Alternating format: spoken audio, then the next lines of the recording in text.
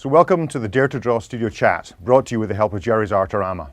This is a spot where we introduce you to a famous member of the comics industry, someone who's got a long and distinguished career, someone who's proved themselves again and again over decades. And then we talk to them about their career and talk to them also about what it takes to hold a career for that long and what it takes to excel artistically and creatively and technically in a long career in comics.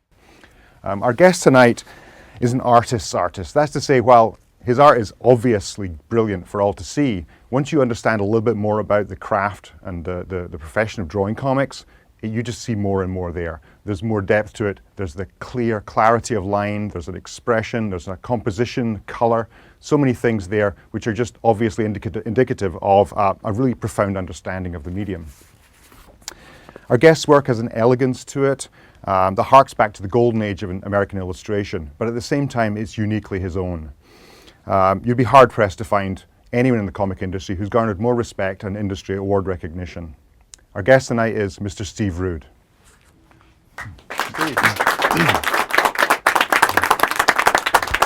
Welcome. Thanks for coming. So thanks for coming, Steve. We've had you at the Dare2Draw before. We actually had you do a live painting demonstration last year at the Art Students League in Manhattan, which was wonderful to see. We really appreciated that. It was really nice to see somebody actually working hands-on and doing things directly rather than just talking about it, which is great. Right now we're just going to talk about it. Anyway, we're going to continue with basically the work you're most famous for. It's Nexus, as everyone knows. You created with Mike Barron back in 1981. Nexus has been going for 35 years now, which is remarkable. You basically, to celebrate the 35th anniversary, you decided to kick it up a notch. You're introducing a new format to the thing, which is a Sunday format from the old school newspaper Sundays. And you're doing a promotional tour right now as well, I hear. Yes. So what provoked the thought for doing the Sunday format? What's the thinking behind that? It actually started with DC Comics. Mark Chiarello, the art editor of DC Comics, came up to me in San Diego and asked me if I'd be part of something they were calling Wednesday Comics. And that was a revival of comic strips using DC characters. I thought it was a wonderful idea, but my second thought that occurred to me after I heard this news, this fantastic novel idea that hasn't been done, was my dad. And I remember my dad talking to me when I was a kid about something called Prince Valiant. And I didn't really understand it because it wasn't done by the original guy at the time I was reading it in the late 1960s. It was done by a different man, so I didn't understand the reverence people had for this strip. But I did find out eventually, and there's always a Prince Valiant comic strip very close by to me as I'm drawing my Nexus strip these days. Mm-hmm. That's fascinating, is to go right back to the beginnings of comics in a way. The very beginnings, yes. One of the great draftsmen, illustrated draftsmen in comics. So, Nexus, it's a sci-fi tale. It's incredibly expansive. You've been 35 years to develop it, so it's vast. Can you go right back to the beginnings and tell us how it started and how do you prepare for something that gets that big, and did you expect it to get that big? Well, I guess the answer everyone, you hear from everyone that I was just on YouTube the other day, reading up on some of my old bands that I love so much. One of them was Three Dog Night, and the first question they always ask everybody is, "Did you ever see this coming? Did you ever expect it to happen?" And of course, the answer is always no. Mm-hmm. Well, it's the same for anyone. I think the only thing that I can concretely tell you about the beginnings of Nexus was that I was really determined to become a comic book artist, and whereas I went up and had made trips to New York before that to try to get work from the main companies in New York, I was always rejected, and I would come home, not necessarily despondent or anything like that, but just knowing that I had to work harder at my craft. And that's kind of what everyone has to realize. If you're not there yet and you're not getting the work that you want, you have to foster things that are going to get you there eventually. And that basically comes down to just practice, hardcore, serious practice about things, and continually working at your craft in the phase that you want to be doing, which is comic books. It's not just drawing the figure and going to different classes to learn how to do art. It's specifically learning the craft of storytelling, which for me is endlessly exciting because it has no parameters on it. It goes on forever as far as how creative it can be. I'm curious to know, because you were getting rejections from Marvel DC back then. What were they saying? Were you getting feedback from it? Yeah, I remember walking up to Marvel, and I was in Archie Goodwin's office, a guy who later became a really good friend of mine.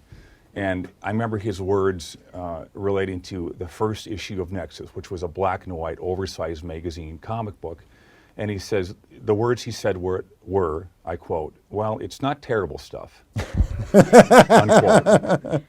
That's amazing. So I recall that, yes. Yeah, that's good to get that from Archie Goodwin.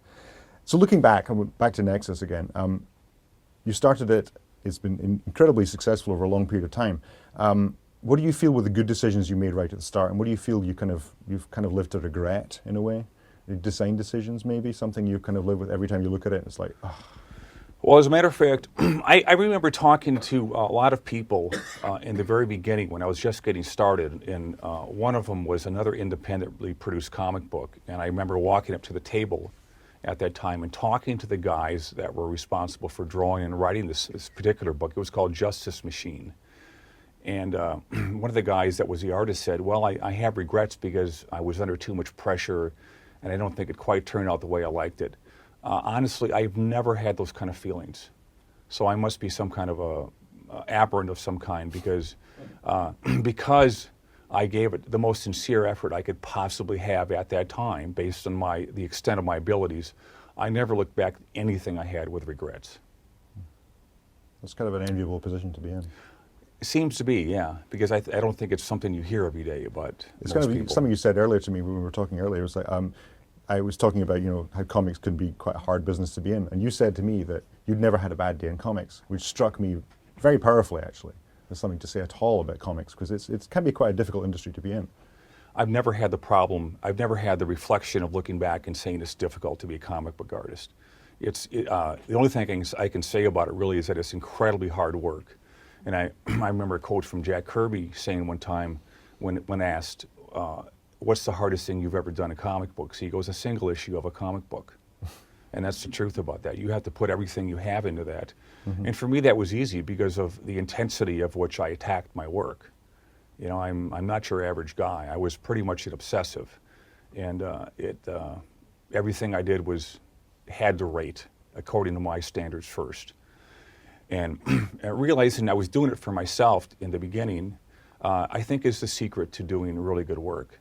And it kind of harkens back to something I remember the Warner Brothers cartoonists that were doing all the Daffy Duck, Bugs Bunny cartoons.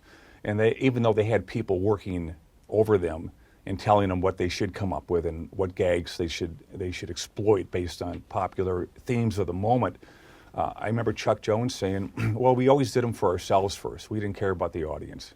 So if you do it for yourself and make yourself happy, the audience will follow. That's what I think. Okay, so you and Mike Barron have very kindly given the Dare2Draw permission to produce a mentoring anthology. And what that means, using the Nexus characters in the Nexus universe, and we'll get students from the Kubert School third-year program to draw short stories based on Nexus, which is wonderful. It's a great opportunity for them, and it'll be great for us to see their work.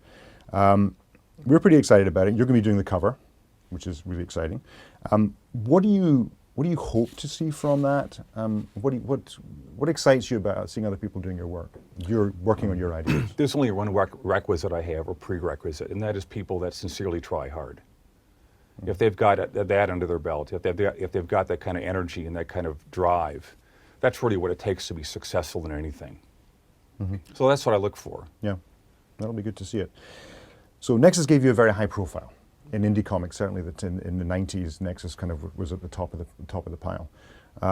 So you basically, from that position, you were pretty much given anything you wanted in the mainstream. You did a Superman book, you did Batman, you've done Fantastic Four, you've done a lot of licensed stuff, a lot of stuff which, as kids, we would have thought would be very exciting.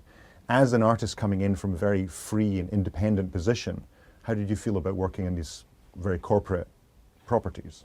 Well, the only time I ever felt a little abrasive about the situation working for, say, Marvel in particular was when they at one point had decided to make the decision that nobody could smoke cigars or cigarettes in their comic books. and me kind of chafing on the idea of anything PC, I had a problem with that. So I was halfway through the book at the time this mandate came down, and I just decided I would keep them in. So what Marvel did, after being yelled at by their editors for doing not what I was supposed to do, I left them in, sent in the pages, and they simply removed them from the final page. So what you got is a lot of guys standing around going like this with no cigar in their mouth. That's quite a rude gesture in Britain, by the way. Victory for the dude. So I want to go back to the beginnings of your education. So you went to a few colleges. You went to the Milwaukee School of Art and Design, University of Madison, Wisconsin, and the Madison Technical College. What did you get out of that, and what was your experience? I mean, presumably there was no comics course at that time. How did you get what you wanted from that experience? Any way I could. I was one of these guys that, people talk all the time about, well, I had this bad teacher and he really got me on the wrong path. I didn't care what teachers did to me. None of these people were going to stand in my way. I was utterly self-directed and extremely driven to make sure that whatever I needed to get in life to get my goals, I was going to make sure I was going to get them. Apparently, that's another quality that most people have. Most people are much more hesitant about life than I am, and don't quite seem to really know what they want out of it. But for some reason, I always did. And the idea of anything getting in my way was just going to get plowed over.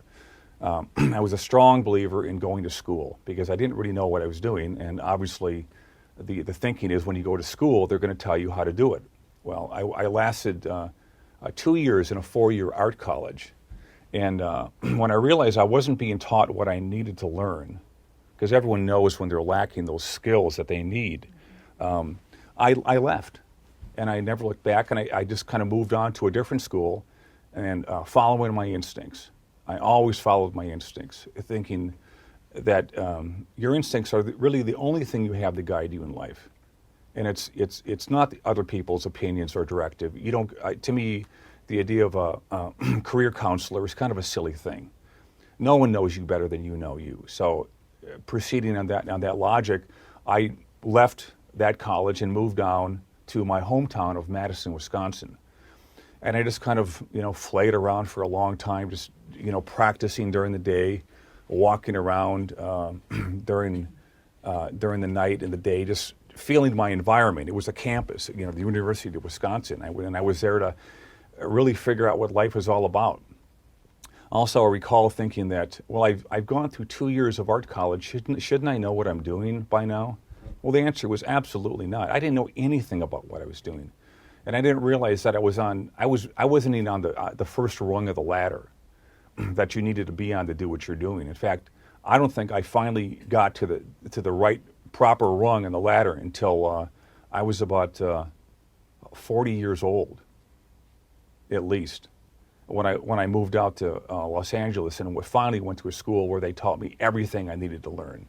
And it was the most remarkable school I've ever been to. But that was a long time afterwards. In the meantime, I just kind of followed my instincts, moved on to Madison. I had friends down there that I grew up with. And I wanted to meet those old friends again and get reacquainted with the life I used to have as a kid. And I did. And it was a lot of fun. So I had a social group to hang around with. That was very important. I don't think you can ever grow up quite correctly unless you have a social group that you're affiliated with and hang out with and just talk about life with. Because that's how you discover who you are when you have friends like that, same age, same general interests. And basically, it was girls and bar hopping. That's what I did back then, and that's what I needed to do at that time to get that out of my system. And those were great days. I had so much fun memories of those days. But eventually, I got to that point where they got boring. So at about 24, I got serious and buckled down, and that's when Nexus came. Nexus was offered to me by a local comic book distributor. So things came together just in a really complete kind of way that was very beneficial, and the timing was just perfect. The 1980 had just struck, and I've always noticed that if you're looking for things to change, the beginning of the decade is a good time to look for that, because that's when they're wringing out the old and bringing in the new. And that's exactly what happened. So the timing aspect of it, which I had nothing to do with, just being at the right place, ready to blaze into the field and see what I was made of, came about for me. And that was this local guys hanging out in Madison that wanted to publish a comic book, and they knew about me and Barron, and they asked us to contribute, and that's kind of how it started. Mm-hmm. But I was really raring to go. So I'm curious to back up a little bit. You talked about a school in LA which gave you what you wanted. What was that, and what's the school? The school was called, I call it the Calabasas Art School because it was in Calabasas, but it's got a very generic name, and I tend to forget it sometimes. It was something like the California Art Institute, but it was started by a guy named Fred Fixler. Fred Fixler was a Frank Riley student, and Frank Riley comes from here in New York. Frank Riley taught more great artists than anybody that I've ever known before, and he was a protege of Dean Cornwell. Dean Cornwell was a protege of Harvey Dunn. Harvey Dunn was an ancestor of Howard Pyle. So there's a lineage connected with everything. And I was lucky enough to meet a teacher when I moved down to Madison that was connected directly with the Riley School in New York. Mm-hmm. And after a while, these artists disperse and they go about their different paths. And one of them ended up in Madison, Wisconsin. And his name was Owen Campen. He was a paperback book illustrator. And he was the guy that taught me the first basics of art, none of which I learned in the actual art college in the entire 2 years that I was there. But he's the one that told me about values and color and how to start a painting. And it was a remarkable experience that was quite overdue. I remember I was showing him the first issue of Nexus, and he says, I said, Mr. Campen, I was always running up to this guy really fast and saying, Mr. Campen, how does the sun shine? Why are skies blue? And he would always have an answer for me. But one time I brought up this panel of Nexus, and I said, there's a crowd of 1,000 people in this panel. How do I arrange all these people? He says, well, it's simple. You just group them. You form them into a linear group like an S shape or an L shape, and you keep them all kind of bonded together. You don't scatter them everywhere because your eye doesn't know where to look. So things like that are things that Mr. Campen taught me. And of course his famous, what I call Campenisms, his quotes, live in my head forever. And whenever I'm teaching somebody, the Campenisms are all over the place. They're flying around the room because they're all true. They hold up after all this time. From the time I was a 24-year-old kid to a 59-year-old adult. Mm-hmm. So, I mean, you've obviously looked for mentors in your life rather than like go to an institution. You look for specific people to guide you. I mean, most notably Alex Toth, for example. I mean, people can look online. There's a letter Alex Toth wrote you about criticizing a page of Nexus, I believe. It was a page from the Johnny Quest book that I did. Johnny Quest. So you've deliberately went out and looked for people to give you kind of eminent professionals to give you kind of feedback. Yeah, and I still do that. Yeah? Yeah, you have to be either really dumb or fearless to walk up to anybody and say, tell me what you think about my work. But I desperately wanted to learn. I remember when I was those times I mentioned when I was in New York, first I would go to Marvel and get rejected. Then I would go to DC and get rejected. And then I would say, where do I go now? Heavy metal? I might as well get rejected there too. So I would go up there and they would reject me. But I would always ask them questions, specific questions about what I needed to get better at. And that's what I came back with. So I always came back with something that I knew I needed to work on. And I would come home and work on those things. One of the fortuitous meetings I remember is when I went to see Neil Adams at his studio. Now some of us have heard the Neil Adams stories. They tend to be fairly brutal. He was never that way with me. Don't know why, he just wasn't. And I showed him a panel of something I was drawing, and I was telling my friend this earlier.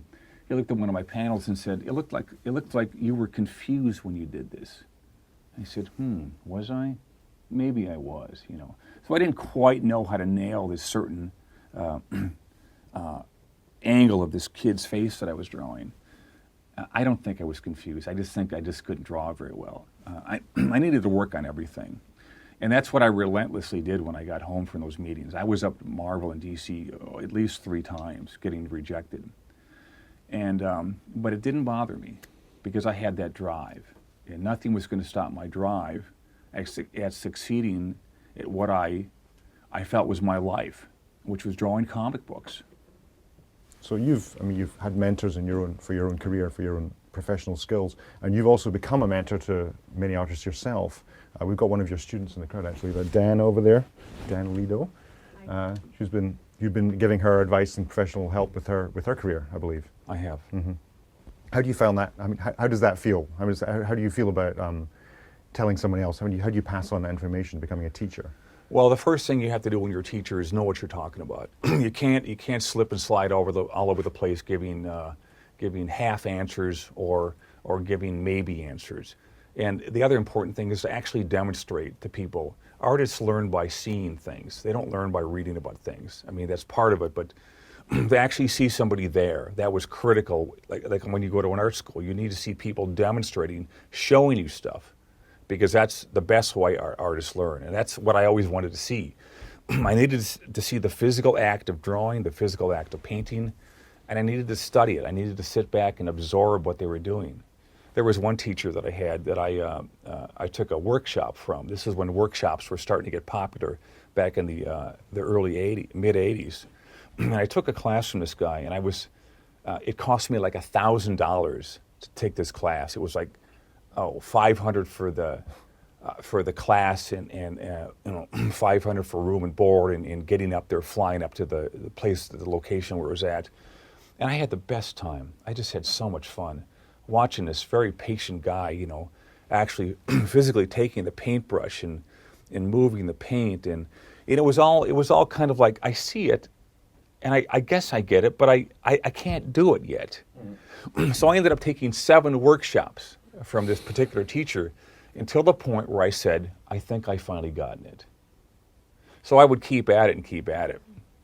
You need to be relentless. So that's the thing, is that obviously determination is a very big thing, but also the ability to self-criticize your own work, to look at your own work and go, this isn't right. Maybe you don't know why it's not right, but the ability to do that is very important.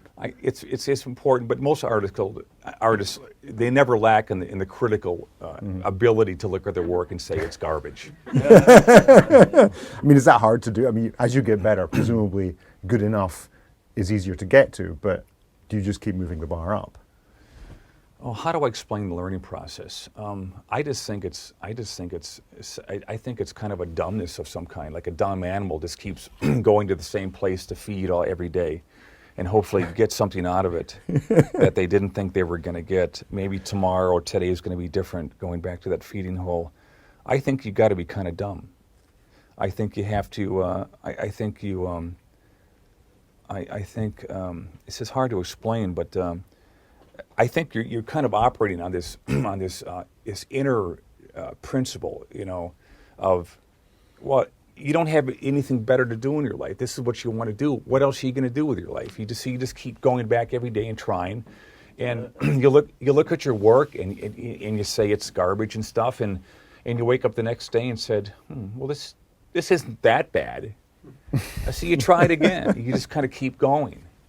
And I think that's the only reason people survive this process of never knowing when they're quite there.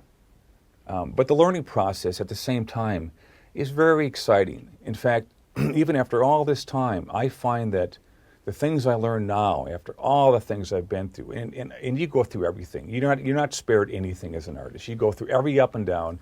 You go through every mood swing. You go through every sense of self-doubt. And that's the way it's meant to be. But the next day you get up, and somehow you want to keep trying. You want to try again, and that's just what I did until I eventually got what I needed to know, so that it wasn't as painful as it was the day before. Because learning things and knowing you're learning things is exciting, and knowing you're overcoming something that was a problem a week ago or a year ago is also very exciting. Mm-hmm. That's true. If you were to discover a tool, for example, that would have been really, really, really useful to you 30 years ago, what would you say was the thing you discovered recently that really helped you? I don't know if it's a funny. I think the best way I can answer that is to say, as your abilities increase, somehow the tool becomes more magically proficient. It's true. Just a simple brush can be amazing in the right hands. It's remarkable to see. So on a similar note, you, Steve Rude now, if you went back to 1981, talked to Steve Rude then, what would you say to yourself? What's the advice? I think that what I would say honestly is just keep doing what you're doing. You're doing it the hard way. It's the only way to do anything. I don't think a Steve Rude today could tell anything to a Steve Rude back then that he would have listened to in the first place. Yeah. I think I would have been too stubborn and ignorant to know what I should have been learning at that time. You can't force knowledge on people. You can't suddenly tell them the secrets of life. Go back in time and tell them the secrets of life, because you have to discover it incrementally, day by day, hour by hour. That's the way life was meant to work. You're not meant to know what's around the next corner, because that would take all the surprise out of things. Okay, so I'm looking at some of your recent commissions, which are absolutely gorgeous, some of your painted work, for example. I'm curious to know what your process is from the inception of finding an idea and all the way through to the end. How do you proceed? Do you have the same process you go through every time? Do you use sketchbooks, I believe? Do you do a lot of doodling? Do you use life models? How do you normally do this? Well, that's probably the best question you could ask any artist, because the answer is going to be a little different for everyone. I've tried basically everything, and a lot of the things that I've tried are based on what I've read about. When you're younger especially, you'll read books about how other artists do things, and naturally you're inclined to want to copy their methods. And go through the process of discovery, which something that works for you and something that may not work for you. And that's how I went about doing it. I went through a phase where all the illustrators worked from live models, so I would call live models in. And that was partially successful. I think the way that ultimately ended up working best for me is I had an incredible imagination. I could feel things. If not just outright see them, I could feel them in my head. So that pose that I felt in my head, I would have to get down on paper. And the way you learn how to do that is by learning very basic things about art. Basically, the mannequin. You learn how to draw nothing with full detail at any point. You learn how to draw a gesture. You get the gesture down, and then you build upon that.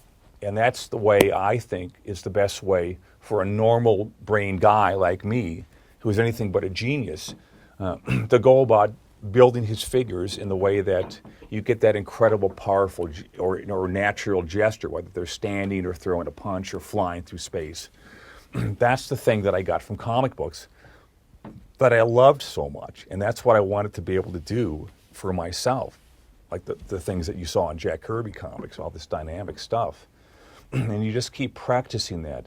I think art is best learned by learning small things at a time. And then once you kind of have a feel for how that's going and your aptitude for that, you move on to a little higher level.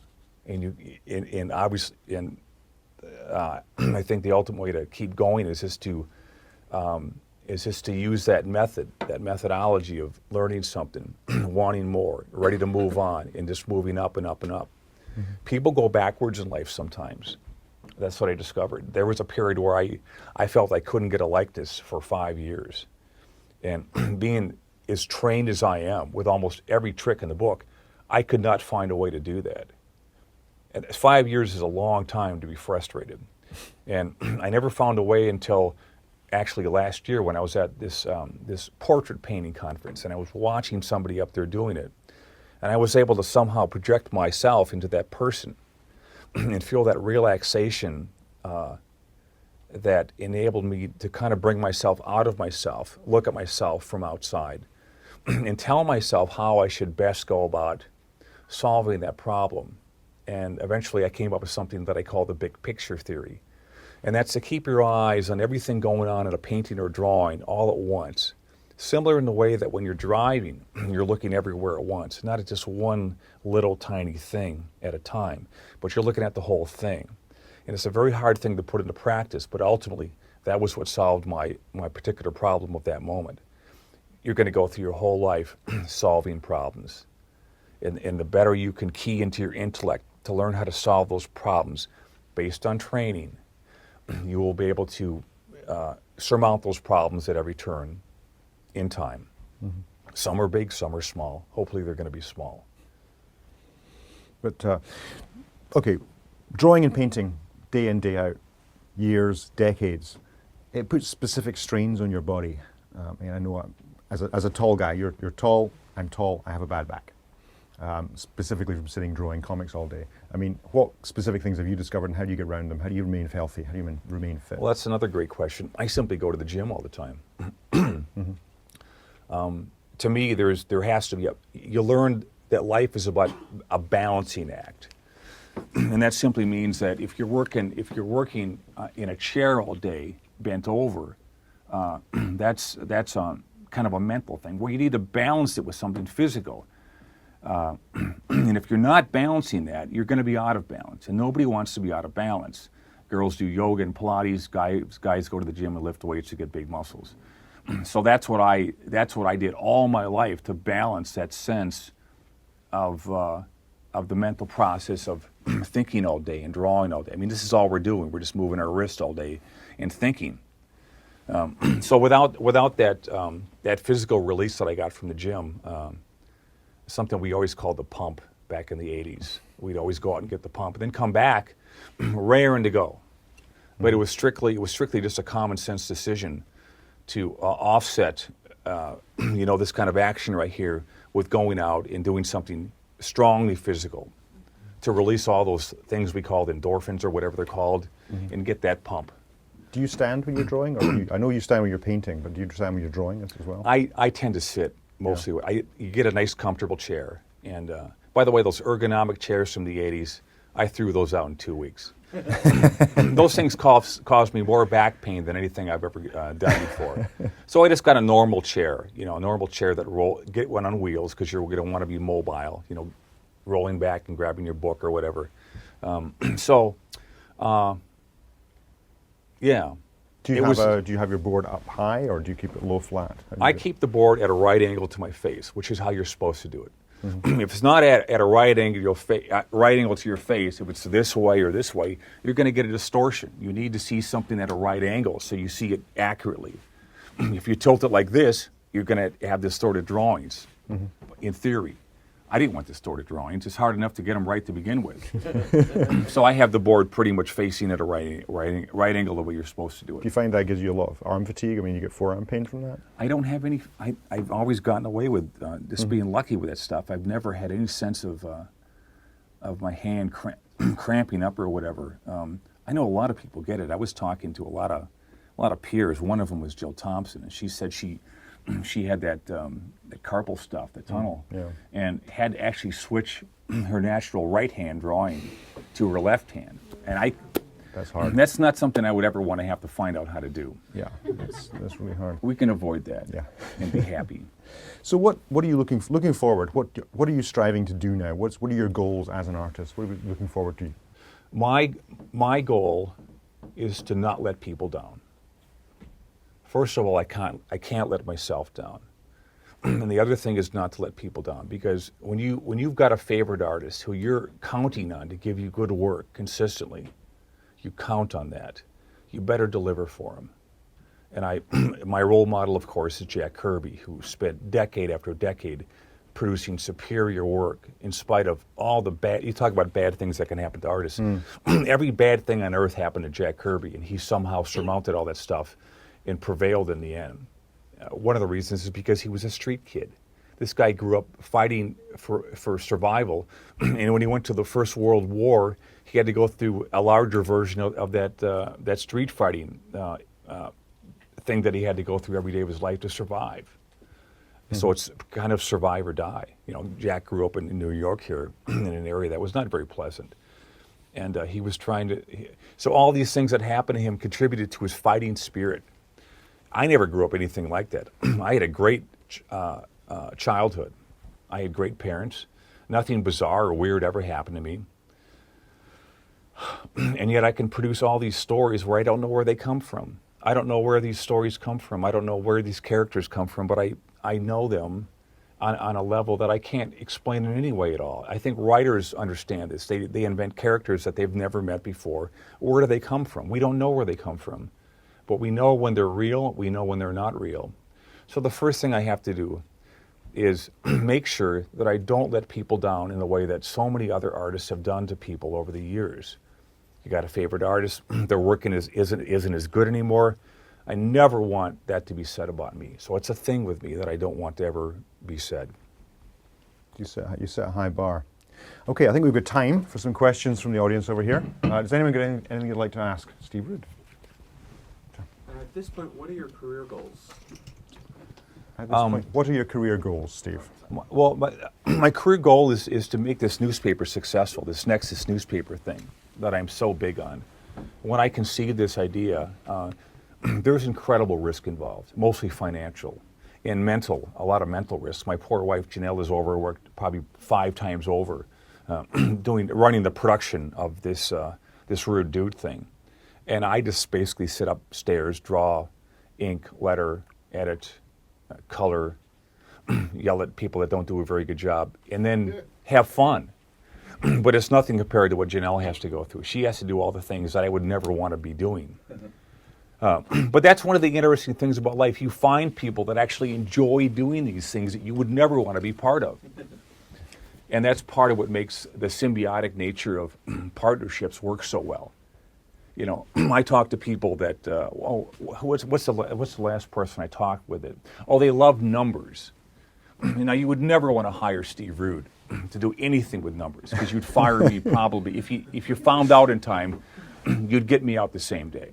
And that would be a good thing, because that would ruin your business. But some people genuinely like that kind of stuff. So you let those people that genuinely like that kind of stuff do that work, and hopefully pay them for that, because that's what they like to do. So my career goal is basically a newspaper comic strip. Hey, how you doing, Steve? Good, how you thank doing? you. By the way, I brought your newspaper online through Comixology. Great stuff. Thank you. Where would you like to see Nexus as a newspaper? I mean, where would you like to see it as a comic strip? As a strip, as syndication or something? I mean, we're talking old school. Would I like to see Nexus, the comic strip, in syndication? Yes. No. No? Because then I would have control factors that I would probably not want to agree to. And the whole reason to do this on your own is that you're not straitjacketed by people, the syndicates that would tell you. I've heard how the syndicates treat people, and it's not very good, and you don't get paid very well. They won't even pay for people to be flown to conventions. And, you know, based on how you treat people in life, I will or will not work for you. If you have a sense of power or a sense of leverage over people, I want to use that to make sure I reward the right people and don't reward the wrong people. There's a lot of bad people out there. I'm not going to give my abilities to someone like that. I'm going to make sure that they count for the right things, the things that I count for, so we're in tandem as far as our mutual goals are. So that good deeds spread throughout the universe like pebbles in a pond. Remember Kung Fu? Sounds good. Arlen. Steve, over the years, you've inked your own work, you've had other inkers ink your work. Given that you think so much about your work and have so much integrity, what is your philosophy on inking, meaning other people inking your work, you inking your own work? Where do you stand on that? Recently, I've been inking my own work. I've come to my senses and realized, why should anyone else be inking my own work? It just seemed kind of silly. In the beginning, you do it because you're adapting to the production line aspect of comic books. Later on, I became so picky that I would ask for the pages that were inked by someone else to be flown back to my place by way of FedEx so I could fix the faces. That's what everyone talks about, fix the faces, and then I would send them back. So I got this kind of reputation for don't mess with Rude, give him his pages back, let him fix his faces, and everyone goes home happy. Another question. Yes, sir. In the back there. We need to bike you so it'll show up on camera. Go ahead. I was wondering if there's anything that you've done for the gigantic, really, panoramic canvas size of that Nexus newspaper that you wouldn't do if you were producing it for a different size. I mean, I know it's also available digitally, so maybe composition is all for you, but I'm just wondering if the size affects in any way how you compose it. I don't think about the size. I think about the size in terms of the newspaper, because that physical paper newspaper is the thing I covet the most, and that's what I wanted to see. I'm a paper guy. I didn't grow up in the age of machines, so everything that came to me was a physical object. So that's what I think about when I lay out my pages. I don't think about cutting it in half for the digital thing. it's kind of like when all these shows got on TV that were this old school ratio of TV size. Well, now it's a lot wider, you know. So what are you going to do? You're going to go back and redo those cartoons a little wider? No, you just bring the brackets in a little more. So it works with what they did back then. So I do not think about anything but the paper, because that's the thing that I most covet. Just out of curiosity, what size do you work at? What's your original artwork size? The original size, good question. Thank you, Simon. The original size is the exact same size that you see it in the newspaper. So I'm working Prince Valiant size. I actually specifically am working that size to feel like I'm part of this lineage that is so far removed from anything people are doing today. I wanted to revive the American comic strip adventure story. And that's the way it was long before any of us were growing up. All these kids and adults would just run for that Sunday paper to read the latest adventures of their favorite comic strips. Some were funny, some were serious. Ours, of course, is serious, but we're going to be actually introducing some things into the paper that are quite comical. We're going to have a strip running alongside with Nexus that's called Coffee and the Dude. I won't tell you what it's about, but it's hilarious. And the guy that's working on it is a great, hard-working guy with a great sense of humor. So we're going to start putting that in the strip. And as long as we can be financially solvent throughout the entire process, it'll keep coming out. And I'll just keep doing this for hopefully the rest of my life, because I love doing it. It's so much fun. Anyone else? Can I ask another question? Sure. You first. We'll come to Ireland back again. Hi. Seems like you've basically discovered what you wanted to do at an early point in your life. What type of advice would you give someone who's kind of, I don't want to say late in the game, but realized later that what they, wants to become a comic book illustrator? What type of advice would you give them, especially since they're kind of in this other world right now where they can't really break away fully from it, and it's really difficult for them to concentrate on becoming an artist? Like, what type of Presume we're talking about yourself here. Oh, no. Yeah, I mean, it's just, you have the full-time job, you have the family, but you still want to become that comic book artist. You want to, you're really trying hard. What type of advice would you give that person? I wouldn't want to be in your position. Because you're committed to a sense of duty to your family about bringing home the bacon, and yet you have this passion for comic books. I would say I use the analogy that some of these people have heard me use before. You're kind of in the middle of the road. And when you're in the middle of the road, you get run over both ways. You don't want to be in that position, because that's painful. There's something I remember that I could recite to you, and it was a famous writer who kind of went through this process of deciding how he was going to make it. And he was married at the time. He had a wife, and the wife said, "Well, I'm going to give you 5 years to make this. If you don't make it in 5 years, you're not going to make it. But if you are really committed to this, you will make it within 5 years if you work really hard. So I'm going to be bringing home the bacon." The wife said this: "You're going to be sitting there at the typewriter every day, refining your craft. And as long as you're doing that, you're getting someplace." And he made it well within 5 years. And now he's had something on the bestseller list every book for probably the last 30 years. This guy's so rich he couldn't spend his money in 5 lifetimes. And he's still having a good time. So it's a matter of self-examination.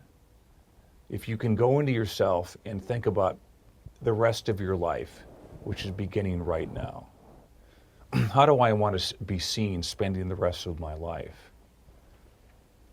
And if you see yourself having regrets 5 years from now from not having really given comic books your all, because you love that, probably more than the job you have now, you don't want to wake up with regrets. You don't want to have one of those mid-40 midlife crisis kind of things that I never went through, because I was always on the right path. So can think about your life in terms of the big picture. You want to see yourself a year from now still working at that job, not really fulfilling your true ambitions in life?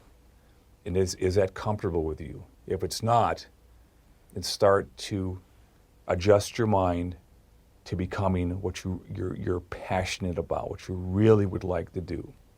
Give it your all. Make sure your family's supporting you, and they will be happy for you. If they know daddy's doing something that really makes him happy, they will be happy, and they will support you. Does that sound about right? Yeah. Okay. Any more questions? Arwen, yeah. I know years and years ago, I even tried to help you get Nexus animated. Are there any plans now? Because it's obviously such a great property influenced by Space Ghost and Alex Toth.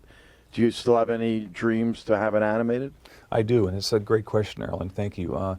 My greatest dream in life was always to have an Nexus cartoon show, because the reason I wanted that so badly is because the cartoon show would be something that would influence more people in a bigger way than anything else I could have done on paper. TV reaches a lot of people, and that's what I wanted to do. I wanted to influence lives in the way that I was influenced, and grew up having so much fun learning from these cartoons. And when you see them as a kid, they're just exciting. Later on in life, I kind of developed this theory based on the show Star Trek, the original Star Trek. I saw an ad for the show one time, and it was basically all the surface qualities of the show that made it exciting to watch, phasers and monsters and all this stuff. And that's how they advertised the original show on TV. But it's kind of a trick, because the more you watch this show, the more levels you see in the show. And if you're a good writer, you can actually instill in your scripts levels that go deeper and deeper and deeper based on the person watching the show, and how perceptive they are, and how intellectual they want to see something that may have those levels. And that's what I wanted the Nexus show to be. Yes, the phasers and monsters were there, but if you think about it, there's a really deep philosophy underlying every show that you see. And that's what gives the shows the longevity that everyone is looking for. I don't want here today, gone tomorrow. I want this thing to last forever. And the only way to do that is to do superior work, with lots of levels to the story. Simple answer, hard to do. One more question? Yes, sir. Do you have any advice on like a young artist breaking into the comic book industry? Like now there's digital, or I don't know, making cold calls or something like that, or like what's I know nobody like has the same path, but any words? There's I like to give single word answers to that, and I can give you one, because that's what I specialize in. You're not going to hear a paragraph from me. You're going to get basically one word, and that's perseverance. You do anything you have to do based on your conscience and your intuition about what you need to do to get into the field. Now, you're going to read all this advice online from every other person that is broken in. Your way is going to be your way. It's going to be unique to you. And anything you think you have to do, you do. If you have to walk 500 miles to get the attention of an editor, get your walking shoes on. Well, I think on that note, perseverance, that's a great way to end this interview. Thank you so much, Steve Rude. Thank you.